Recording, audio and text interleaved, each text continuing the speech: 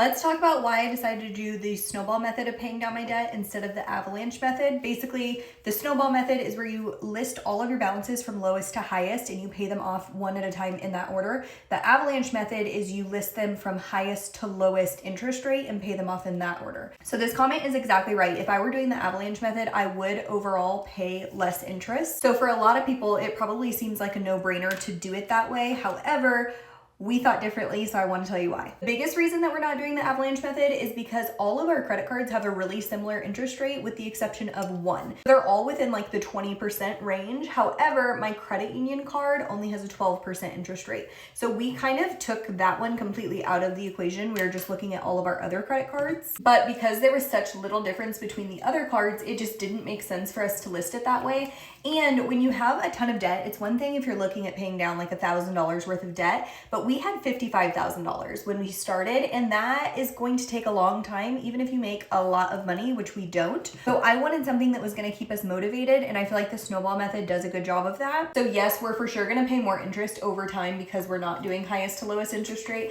However, I wanted to make sure that we stayed motivated throughout the whole process because I knew it was going to take us over a year, maybe even 2 years to pay it all off. Thankfully, we're in a really good stride right now, and I'm hoping to have it paid off by this summer or early fall, but when we got started, we didn't know that was gonna happen. Now, I think one of the most important things when you're paying down debt is finding a system that works for you. Everybody's priorities are different. Everybody's timeline that they're paying the debt off in is different, and so for some people, the right choice might be the snowball method. For some, it might be the avalanche method. For some, it might be a combination of both, which is kind of what I'm doing. But just remember that there is no right or wrong way to do it. Whatever works for you in your situation is exactly what you should be doing. As long as you're working towards getting it paid down, then that's all that matters. I love you so much.